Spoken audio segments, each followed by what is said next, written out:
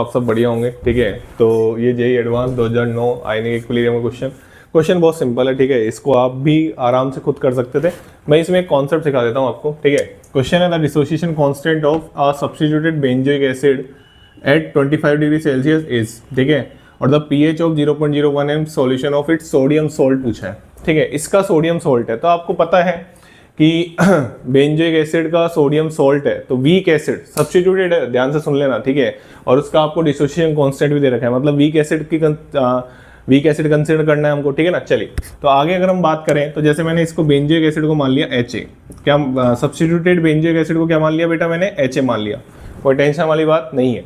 अब इसके अगर मैं सोडियम सॉल्ट की बात करूँ तो इसका सोडियम सॉल्ट क्या होगा, इसका सोडियम सॉल्ट क्या होगा, सोडियम सॉल्ट क्या होगा इसका, बोल दो ना एक बार, तो बोल दो, H हट जाएगा ना, अरे H हट जाएगा ना। तो इसको मैं क्या लिख सकता हूँ, इसको मैं लिख सकता हूँ, अगर फॉर एग्जाम्पल एसिटिक एसिड होता, CH3COH होता, तो आप क्या लिखते, CH3CO माइनस Na+ लिखते ना। तो मैं इसको भी ऐसे लिखना चाह रहा हूँ, ANA। कंफ्यूज मत हो जाना, ठीक है, कंफ्यूज मत हो जाना। ये कैसा पार्ट है, ये जो A पार्ट है वो कैसा पार्ट है, एनाइनिक पार्ट है, एनायन। और ये कैसा पार्ट है, ये तो सब जानते हैं, ये कैटायन पार्ट है। और एनायन पार्ट आपको सॉल्ट में मैंने बताया था एक वीडियो में कि सॉल्ट में जो एनायन वाला पार्ट है, जो एनायन वाला पार्ट है और कैटायन वाला पार्ट है, कैटायन वाला पार्ट तो कहाँ से आता है, बेस से, और एनायन वाला पार्ट कहाँ से आता है, बोलो, अरे बोलो, एसिड से। तो यहाँ पे जो A है ना वो एनायन वाला पार्ट है, ठीक है। और बेंजोइक एसिड था इसलिए मैंने A को आगे रखा है, ठीक है ना, और कोई टेंशन वाली बात नहीं है, ठीक है। चलिए, अब मेरे को क्या करना है कि इसमें इसकी पीएच पूछी है, तो ऑब्वियसली मैंने आपको बताया था कि अगर एनायन वीक पार्ट से आ रहा हो, मतलब वीक एसिड से आ रहा हो, तो उसका क्या होगा, हाइड्रोलाइसिस होगा।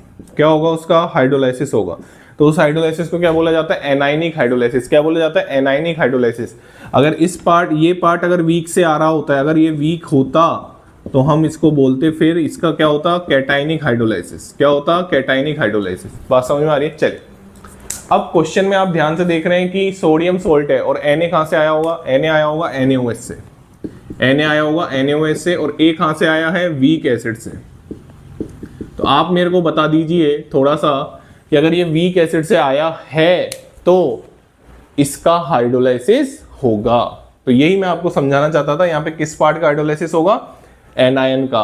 और एनायन का हाइड्रोलाइसिस होता है तो सॉल्यूशन बेसिक बनता है। इससे भी हम एक क्वेश्चन कर चुके हैं। तो आइए, उसकी पीएच की बात कर रहा है क्वेश्चन, बहुत ही प्यारा सा क्वेश्चन है। आइए मैं आपको पहले कॉन्सेप्ट सिखाता हूँ, रटने की कोई जरूरत नहीं है यहाँ पे, ठीक है ना। चलिए देखिए, A- का हाइड्रोलाइसिस होगा, A- + H2O